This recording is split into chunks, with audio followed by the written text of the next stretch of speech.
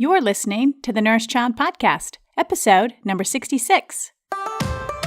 Welcome to the Nourished Child Podcast, a show about childhood nutrition, feeding kids, and dealing with the ups and downs of growing a healthy child. Here's your host, registered dietitian and childhood nutrition expert, Jill Castle.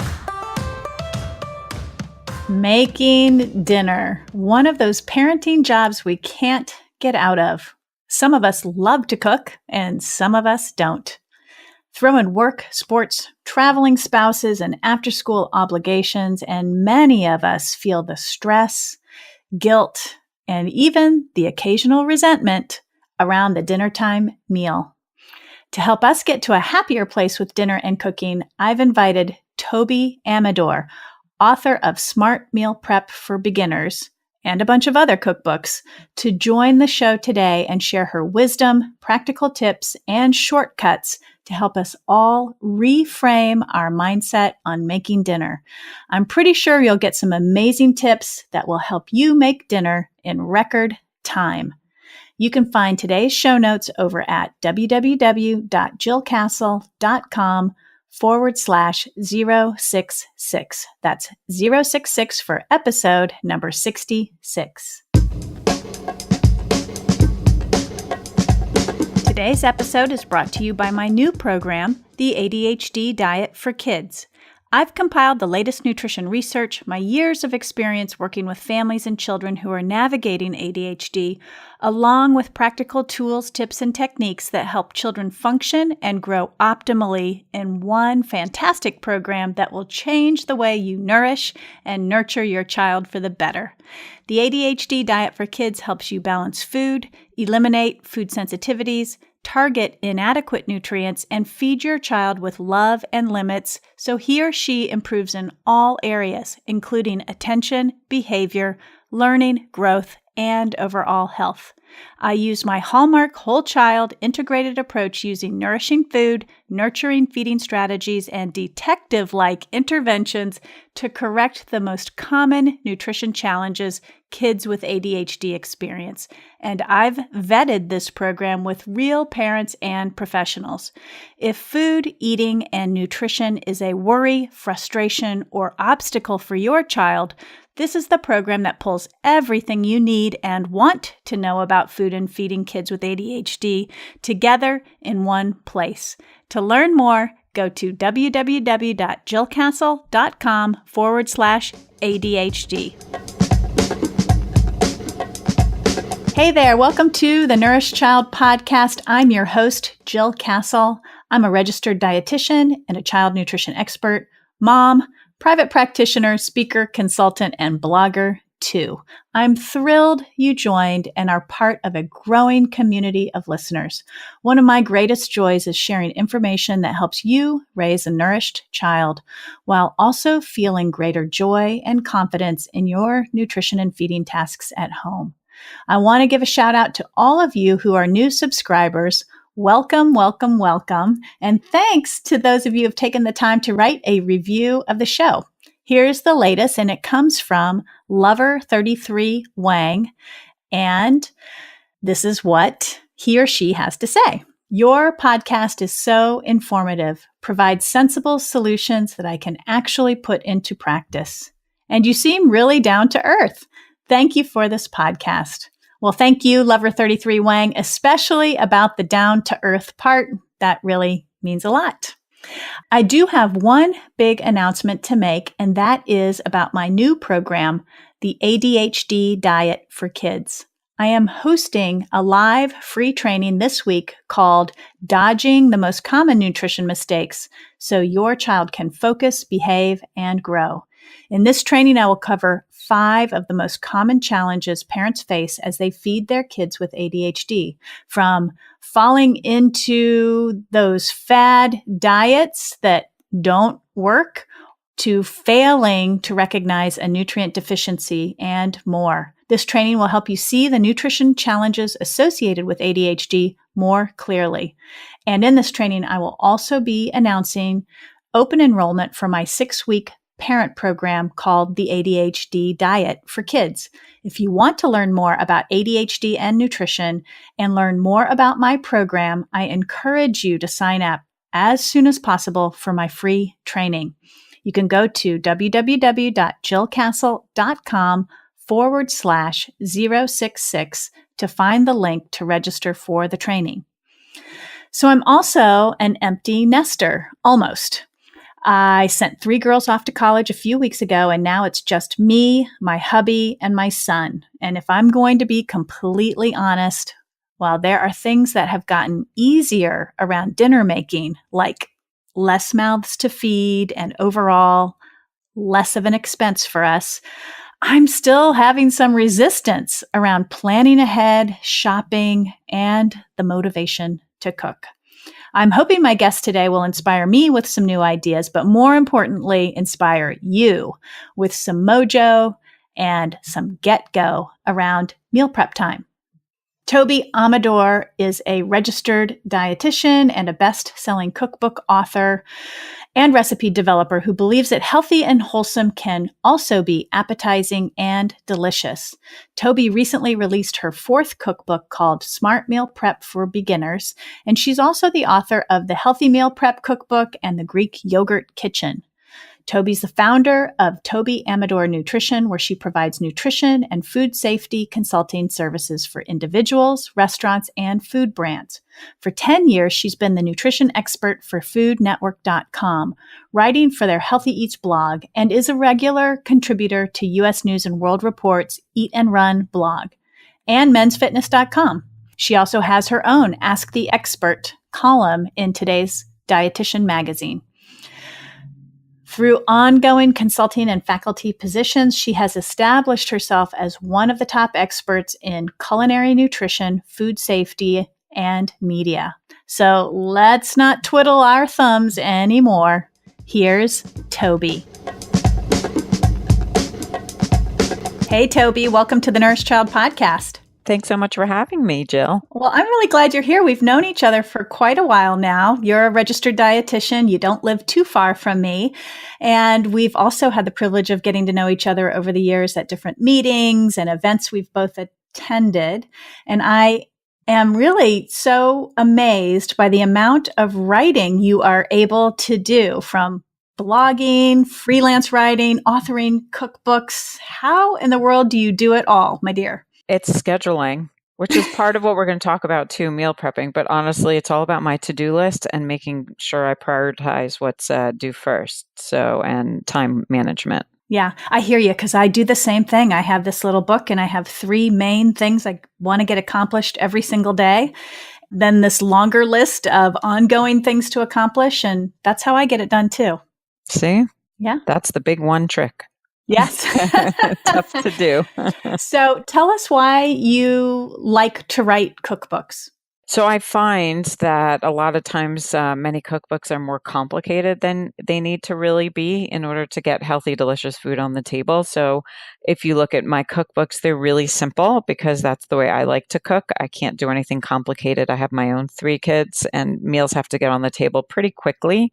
So my cookbooks are done as such, where the ingredients are usually very easy to find and that they simple steps. So you don't need to be like a master chef to make, to get them done quickly.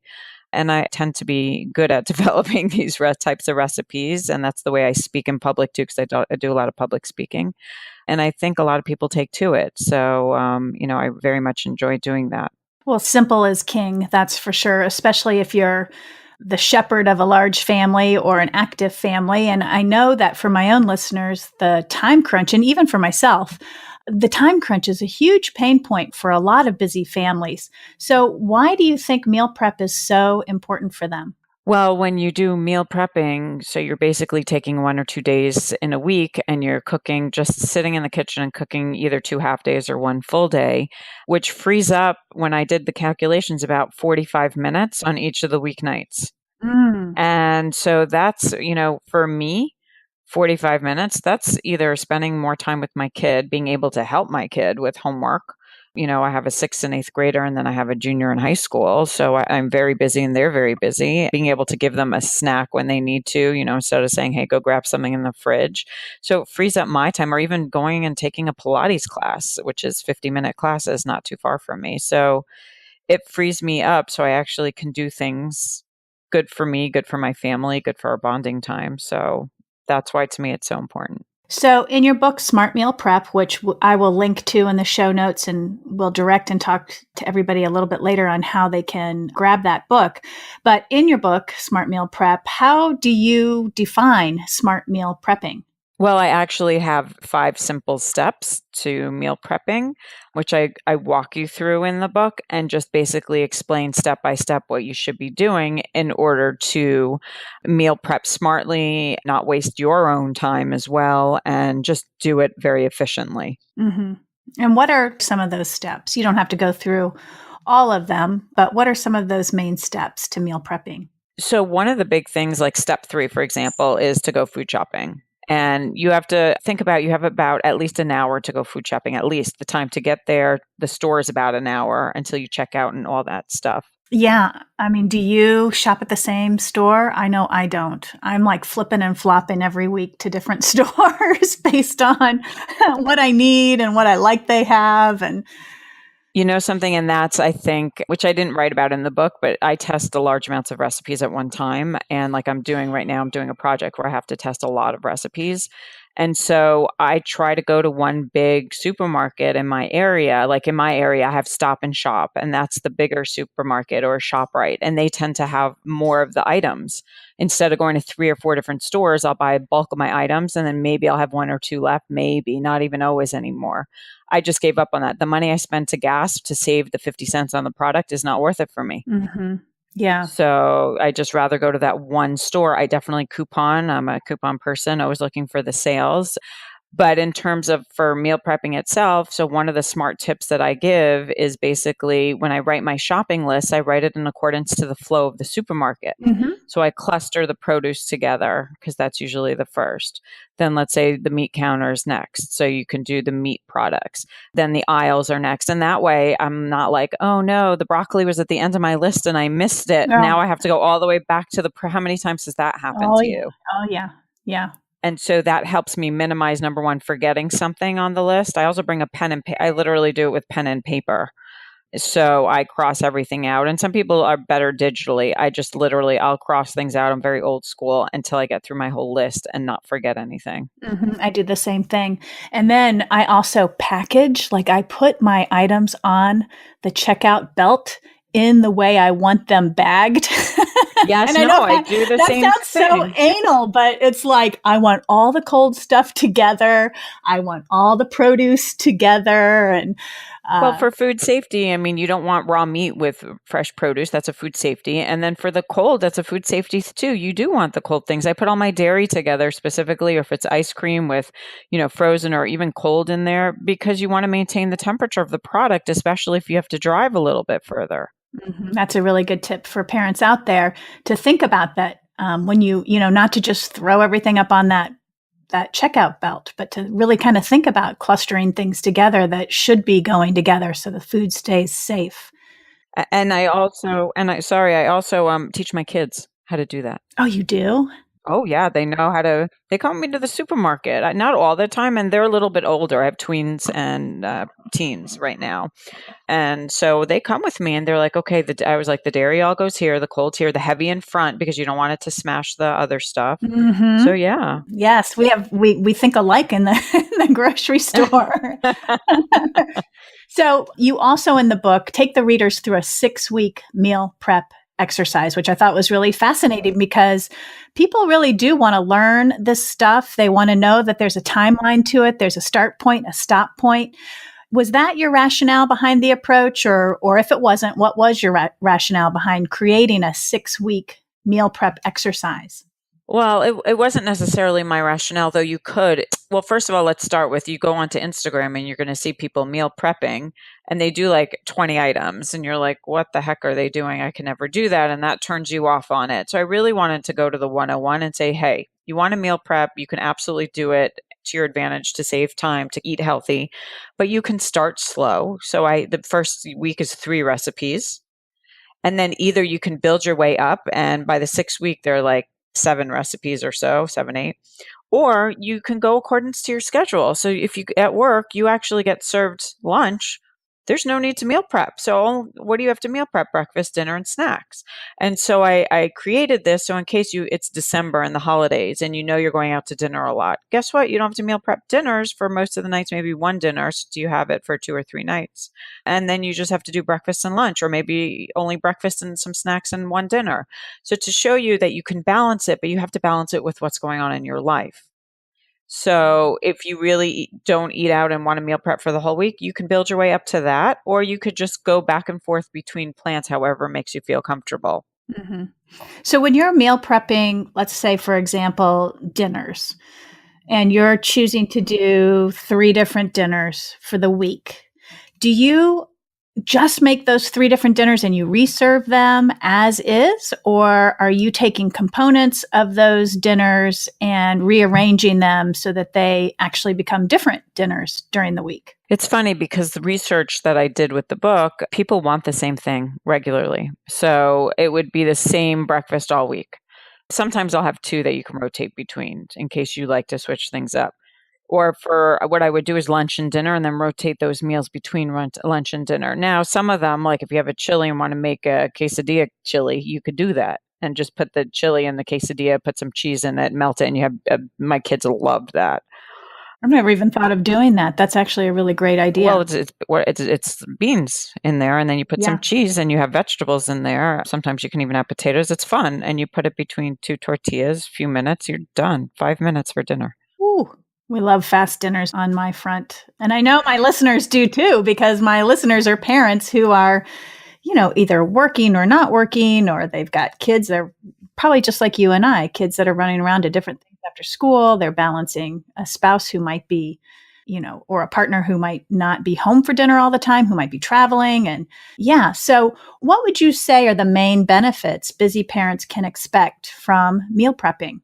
Well, first of all, instead of running, if you didn't have time to make dinner's already ready. So you're not running to like the local, fast food joint or using Grubhub to get what you want, which it's a great app, but you don't want it every night. And, whatever's around you may not be the healthiest of choices. You can absolutely save time. You can save money also because you're buying specific amounts for portions. So you're not just arbitrarily buying like, oh, let me just get like a lot of meat, X amount of meat. Meanwhile, here you have to actually 3 or 4 ounces per serving because you don't need more than that in one meal, usually. So, those are just some of the advantages. One of the fun things, if you're not a great multitasker, it helps increase multitasking skills. Oh, really? So I'm like, I love multitasking. Love, like the slow cooker's going, and now I'm going to go do something else, but I have to remember that the slow cooker's on. And then while something else is baking, I'm going to chop something. So you're doing multiple tasks and that's why I think building up from 3 up to like 7, 8 recipes is important, especially if you're not a great multitasker, because it helps hone in on those skills and practice those skills. That's great. And do you usually suggest parents do these on the weekends or pick a day during the week to do the meal prepping, or what's your advice on that? So you have to decide what's best for you. So like Sundays, I have to drive my kids around, or I used to a lot more than I do now, like religious school and soccer and gymnastics. So it's tough for me to do a full Sunday. Now it's easier for me to do it. So I'll, select my recipes, create my shopping list, usually on Saturday, and then meal prep for everything, because otherwise it gets to be too much. On Sunday, I'll meal prep. But in the past, I've also split it up when I've been too busy on a Sunday and done Sunday and more Sunday, but then left a few dishes for Wednesday also. And how much time would you say, if you're doing a 3 meal prep versus a 5 meal prep versus a 7 meal prep, how much time can parents expect to invest in that process? With 3 meals, you can do between an hour and a half to 2 hours. It depends what meals, of course, that you're making. And if one of them are slow cooker, it might be going for 4 or 6 hours. You're not doing very much. So you can even do probably 3 meals in like an hour and then wait for the slow cooker to be done. But you still have to go food shopping and make your list, so that you have to add time. For 7, 8, it could take like 6 hours. Like a full day. Yeah, that's why I suggest when you do that many to absolutely go food shopping the day before. Mm-hmm. And why don't, in your experience, why don't more families do this meal prepping? It is a lot of planning. I Mm-hmm. mean, once you get in the swing of things, you're totally fine. But some people are not great planners. Like they do everything last minute. And so you can't meal prep last minute. You really need to mold out time in your own schedule to get it done. So if you're able to plan in advance and make this a regular thing, and then sometimes, let's say you don't even have a time 1 week to meal prep, another week, make sure to make extra, and then you can freeze. So you could just take those single portions out and have food ready in advance anyway. Mm-hmm. I had our mutual friend Jessica Levinson on the show. I'll have to look up what episode it was, but a few episodes back about meal planning. And for those who are listening, I'll include in the show notes the link to that, but it goes nicely. She gave some really great tips on how to meal plan. And married with your meal prep, it could be a Yeah. really effective thing for families. So we talked about the cost effectiveness of meal prepping. How does that compare with meal delivery services? Because a lot of families are using those now. With the meal delivery services, that's more of a click and they'll then deliver it to you. And then you're going to have to sit there, and a lot of them, there's two different ones. You can have some that they actually have food that you could just, nuke out or reheat, and you can have that, or you do your own prep at home as well.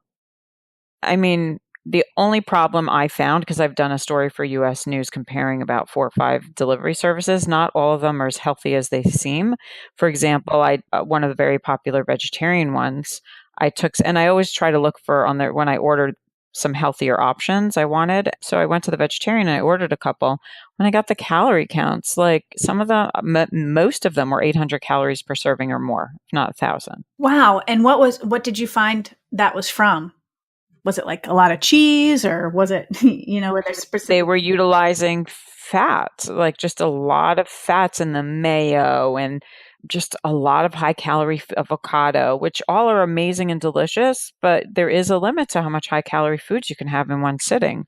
And they were combining a lot. And if you do a lot of sauces and oils, it's 120 calories per tablespoon of oil. You start adding that up, and mayonnaise has a tremendous amount of calories, even vegan mayonnaise. And I think those are some misconceptions out there. So I had a hard time finding consistent, like low cal meals, just well balanced low cal meals, like meaning about 400 to 500 calories a meal. Okay. And then I've done my own little research on meal delivery services, and they all seem to be around $10, $10 per serving. Is that what you found as well? Yeah. It's not so cheap. No, I mean, it does. I mean, that's $30 a day. Like if you're Yeah. doing 3 meals and times 7, that's $210 for a person. That's a lot of money. Yeah, and I'll tell you, when I did the meal prep, when I put the recipes together, I tried, let's say I used, I don't know, carrots and shredded in a muffins in the morning. I tried to use those carrots in the evening. So I tried to replace the ingredients so you'd use them throughout the meal prep and all the recipes you're cooking so you wouldn't have leftovers. And so to help minimize food waste. And I even took, let's say you had herbs, the stems of the herbs to use in the water of the couscous when you cooked it. So I used, try to use all parts of the plants, food, herbs to minimize food waste that way too. Mm-hmm. Have you always been a meal prepper? It's funny, if you look in the beginning of my cookbook, it explains where I first saw meal prepping. So my grandmother is one of 6 kids, and all her siblings are in Israel. So she used to go to Israel, and sometimes she took me over the summers. She used to go for a long time, I think at least a month to 2 months. And my poor grandfather didn't want to go. He'd be stuck at home. Huh. And she used to cook everything, or most of he made his special salad. I actually have that salad in my first cookbook, The Greek Yogurt Kitchen. It's called Zadie's salad, or Joe's salad. I called it after his first name. But basically, my grandmother used to meal prep all the containers in the freezer when she was gone in individual containers for my grandfather. So that's where I first saw it when I was a little girl. Oh, wow. That's amazing. I mean, it does take quite a bit of planning ahead. But I remember a couple of years ago, the whole freezer meal idea became really, really popular. And I actually had a friend, a non-dietitian friend, who, created an entire program on freezer meals. And I actually went through that program and did it for my family and prepped ahead and froze everything. And what I found was my family was not like too keen on defrosted, reheated meals. They really, like, my family likes a fresh meal that, you cook from scratch. And I know for your cookbook, it's not frozen, correct? It's refrigerated and there's a timeline to use it within. Right, I have that. And then I also give instructions for freezing. I have to say, when you freeze and defrost, there's certain foods like chilies and things with sauces tend to defrost better, like Mm-hmm. tend to freeze and defrost. And then if you do something like a muffin or something like that, even an egg muffin, which I have, if you have a little toaster oven, that tends to be a little bit easier and keeps that crunch like you still have it. So there's still little tricks that you need to do, or even if you reheat it instead of a microwave, stovetop in a saucepan, that tends to help as well to maintain the consistency, the moisture in there, like it was freshly cooked. Yeah. I think for my personal family, I think we're more of a, piece of protein or a serving of protein, a serving of vegetables, a side of grains, and less casseroles, soups, or chilies. And I love that stuff, but I've not done a good job, I guess, in helping my family enjoy those types of foods. But they like a grilled piece of meat and a fresh salad. But you can prep those things as well, right? Oh, absolutely. With the salads, the only thing I would suggest is the dressing on the side and mix it in just right before eating. That's all. And the salad can stay for a few days. Not too many days, but it can stay like around 3 days at most. I love networking. I'm part of a podcast network called Parents on Demand, or the Pod Network. We are a network of fun and educational podcasts perfect for your family. You can explore the shows in the network by going to parentsondemand.com and searching specific categories. Parents on Demand also has a download for a free network app on iOS and Android, so you can listen to your favorite shows or find new podcasts. Subscribe through iTunes, Stitcher, Google Play Music, iHeartRadio, or another provider. Every month, I will feature a podcast that I think will be helpful or of interest to you. Here's this month's podcast feature.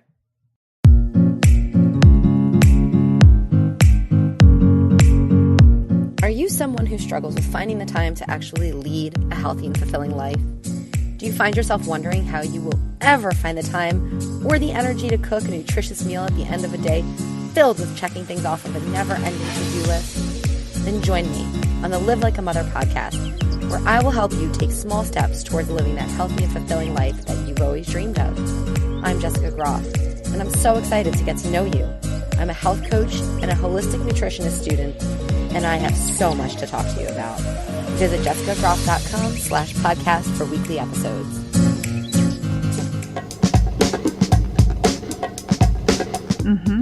And then for those listeners out there, or those parents out there who do not cook, can they do this? What things can they do, or what tips might you have for the non-cook? Well, as somebody who doesn't cook, I told you my recipes are like super simple. So in my breakfast chapter, for example, you can actually meal prep smoothies by making your own like smoothie bags. And so all that means is you're going to put a few fruits, maybe some herbs in a plastic baggie or in a little container. You put it in the freezer. And then when you're ready to use them, you just mix it with a half a cup of whatever liquid juice or almond milk or cow's milk or whatever you'd like. And that's it. So, I mean, I make it so simple for you. And then I actually have another cookbook before the Smart Meal Prep was the Easy 5-ingredient Healthy Cookbook, which a lot of those recipes could be also meal prepped. So you can always pull from that 5-ingredient cookbook. And those I even like really scaled back on recipes. So you really need minimal ingredients, but still maintain the flavor over there. And then if you want to add stuff to it, you feel comfortable enough after you've practiced making them a couple times, then you can. Mm-hmm. What are your favorite recipes in the book? I love a lot of the recipes in the book. I made these. It's funny. My kids, they ate them. And then when I told them what it was, then they were like, first they said yum. And then they were like, ew, but they liked them. But it was the idea. So it was double chocolate black bean brownies. Uh-huh. Yeah. But they came out really good. But they were just like, ew, beans in the brownies. But Kids are So fun. it was really, really funny. And then I actually made a really good chocolate pudding with raspberries in there too, meal prepped it. And I actually had it throughout the weekend and they came out really, really good. I'm trying to think what else that I really like. I love my lasagnas. So I have a beef lasagna. I even have, because I eat a lot of Israeli breakfast when I used to live in Israel. So I have like an Israeli style breakfast with pita, which is basically hard boiled eggs and a piece, basically like a bento box with a hard boiled egg, Swiss cheese, a little hummus, tomato, cucumber, pita, and that's breakfast. Yum. That sounds delicious. Did your kids have any involvement in helping you create some of these recipes or test them or anything like that? So yeah, my two girls, 11 and 13. So they actually, my 11-year-old specifically, sits down and now tests everything with me. She knows how to calculate yields and per servings based on the yields and modify what I need in the recipes. So she'll sit there and read the recipe too. Because what I do when I develop them, I actually pre-write them down and I'll take a printed copy in the kitchen and then I'll put notes all over that as I test in the kitchen. So she'll sit down with that paper and a pen. She'll help me mix. She'll help me crack eggs. She'll help me, set the oven because she knows how to do it. And then she'll help me write the notes for it while my hands are dirty. Sounds like you're building another cook in the family. I have a feeling. And something, I was testing recipes all Labor Day weekend. There was I do it a lot. I do testing sometimes when I'm working on quick turnaround books all weekend long. And she just sat there all day with me testing. I didn't even have to ask her. She's like, when's the next recipe? You ready? Let's get back to work. Oh my goodness. I love that. Don't you love that? I'm like in shock that she loves it so much. Oh, Yeah. that probably just fills your heart. Yep. It's and then from the healthy 5 ingredient, my 13-year-old, she actually helped me develop one of the recipes. One of the lime chicken in there came out so fantastic. She ate the whole freaking thing like 2 days. She came back from her 3 hours of gymnastics and ate it. And she developed it. She's just like, no, it needs more lime. No, it needs more cilantro. It was very cute. Oh, that's amazing.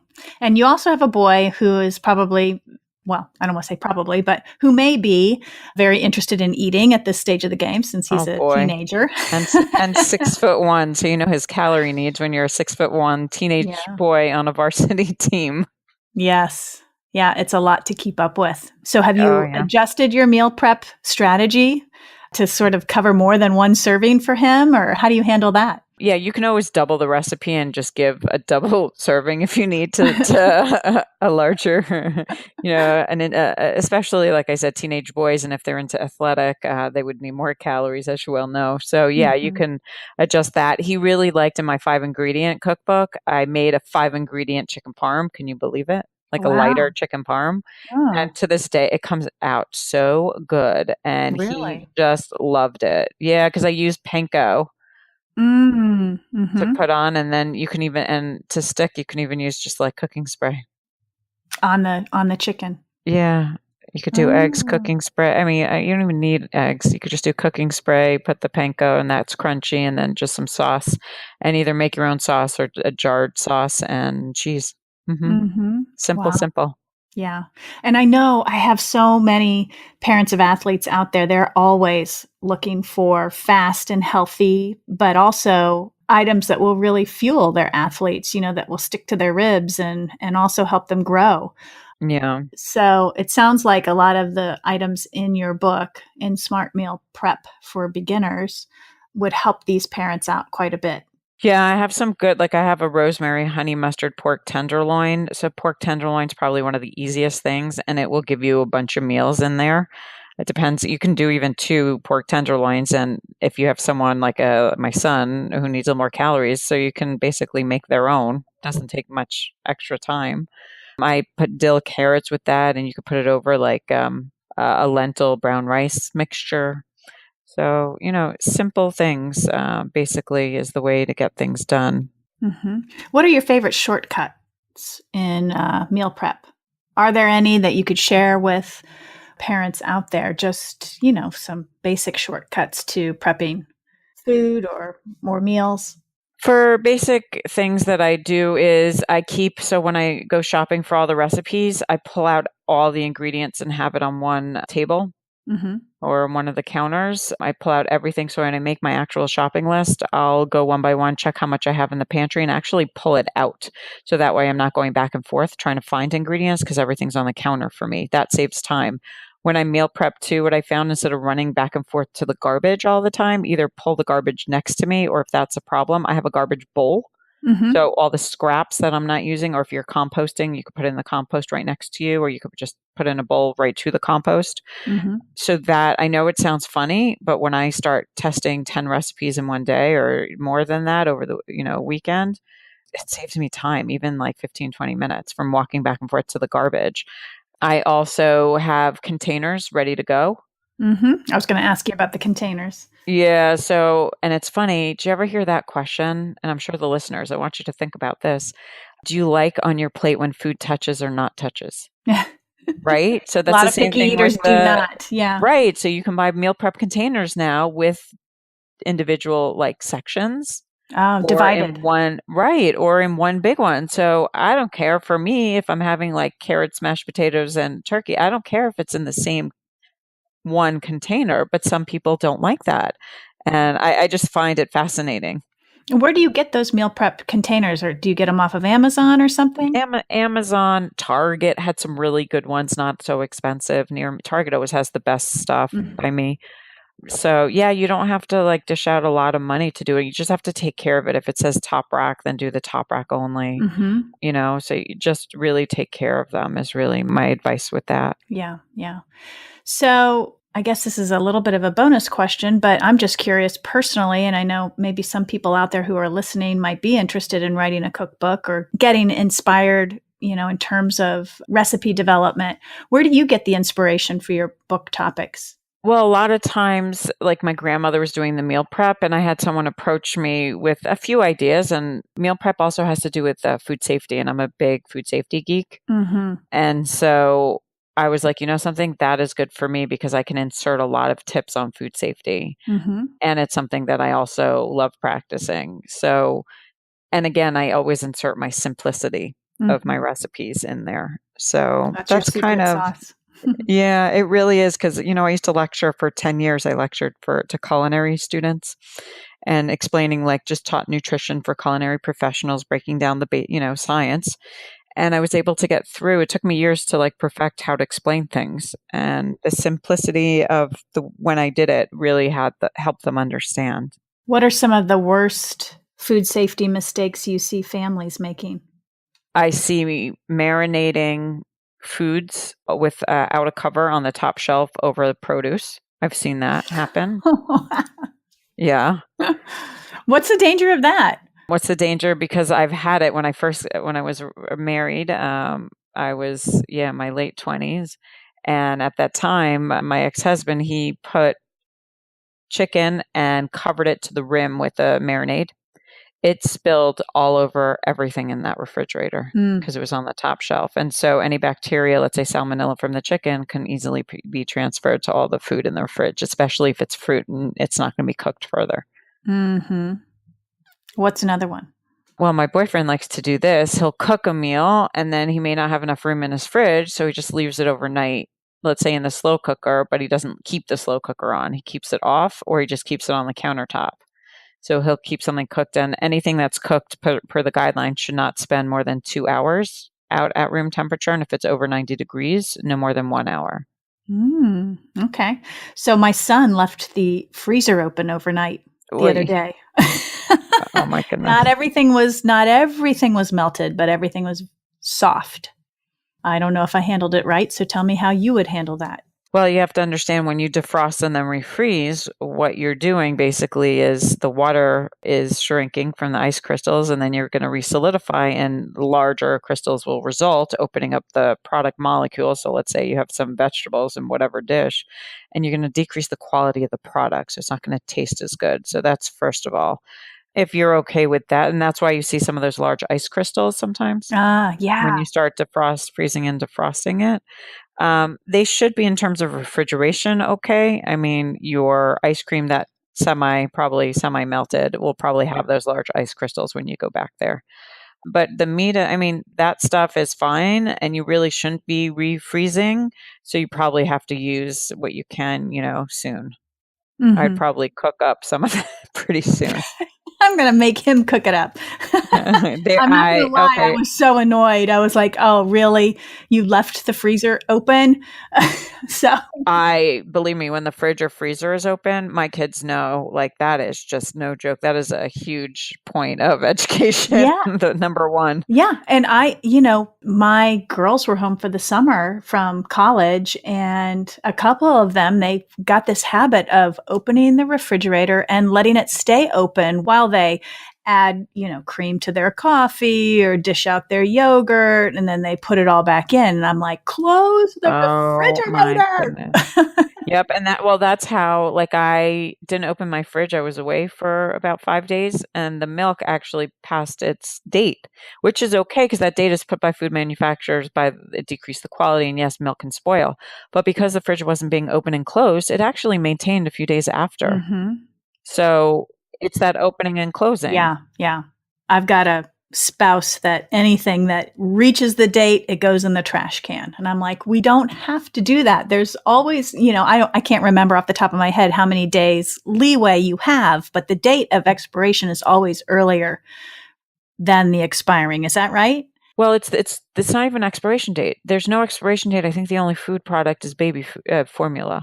It's only a use by date. That's put by the food manufacturers to indicate quality, not that the food went bad. So the food you can actually keep flour for a long time. Mm-hmm. May not be as good quality and the nutrients will start deteriorating over time, but it's not a food safety thing.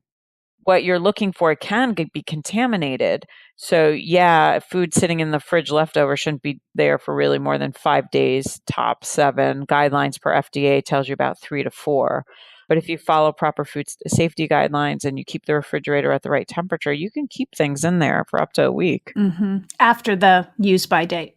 No, that's just for leftovers in general. For use by dates, you can keep going. Like even yogurt, you can eat it few days after, there's no guideline. But if it smells bad or you're not sure, right away you throw it away. And we've been doing a lot of food waste because we've been thinking those use by dates are expiration dates. That's a really good point. And I have to tell you, so there's one story I'll tell you. I went to go visit a frozen pizza manufacturing company because I do a lot of site visits and farm visits. I think you do also, to get to learn about how things are created, because a lot of people, don't get to do these visits. So I asked the quality control person about that same question for the frozen pizzas. What happens? Have you tested it? They said, actually, we put 1 year, but the quality of the frozen pizza can go for 2 years. But people are so nervous with the 2-year date, they think some funky things are added to it, and they're not. But yeah, based on consumer demand, they're pushing up that use by date when it actually can still stay good for 2 years as opposed to 1 year. So is that something, it's just occurring to me, but is that something that manufacturers are arbitrarily deciding, and does that drive more purchases over time? So I never get those types of responses. So this is my opinion. And I absolutely think if you have a sooner use by date, yes, the customer's happy because you think things can't last that long. So that's, first of all, the reason I got. But second, yeah, they're going to be wanting more pizza or whatever frozen food it is sooner. Mm-hmm. So they would purchase more product because they're tossing away the product quicker. So, yeah, I mean, believe me, there's times where people do not handle their food correctly, and that can lead to illness. But there's a lot of times these use by dates are just the food is thrown away way too soon. Good. That's a good to know. And I'm sure parents will be interested in hearing that. Okay, back to Smart Meal Prep for Beginners. How can parents find it, and where can listeners connect with you, Toby? Amazon always has it, Amazon.com, Barnes & Noble. All my books are on those 2 websites. Also, my own website, I have a book section. You can find them all, tobyamidornutrition.com. And my name is spelled with a Y, Toby. Awesome. Toby, thank you so much for coming on the Nourish Child podcast. It's been great to have you here. Thank you so much. I've been wanting to be on your show. I love it. Oh, thank you. Hope to see you soon. Likewise. I hope this episode was so helpful to you. Toby had such a lot of good tips and insight to share with us. I especially liked the fact that we went off on a little bit of a tangent on the use by date topic. I think that's confusing for a lot of people, and I hope that shed some insight for you as you look at all your products in your pantry and your refrigerator and your cabinets. She was very helpful in that area. If you've been struggling with making dinner, let me know your thoughts about this episode over at jillcastle.com/066 or post your comments in my Facebook page, The Nourished Child. If you want to help me continue to grow this show, the best and most helpful way you can do so is to subscribe to the Nourished Child podcast on Apple Podcasts or Android. That's it. Go to the podcast app on your iPhone, click the search icon, and type in The Nourished Child. You'll see my cute little logo. Click on that, and then click on the subscribe button to the right. It's super simple. For Android users, you can find The Nourished Child on Stitcher, Spotify, Podbean, Google Play Music, and others. Of course, if you have time to rate the show or even write a review, that's even better and very much appreciated. Last, I have a library of useful programs and guides to help you raise a nourished child, and they are all on my website over at jillcastle.com/programs. Head over to find online learning programs, ebooks, guides, podcast episodes, free articles, free printables, all geared to help you nourish and nurture your child inside and out. I'm super happy you joined me today. I appreciate the fact that you spend time and let me pop into your ears every 2 weeks. I know you're helping your child just by listening. Be sure to give that child in your life a good meal and a loving squeeze today. Bye for now. Thanks for listening to the Nourished Child podcast, where the #1 goal is to help you grow a nourished child inside and out.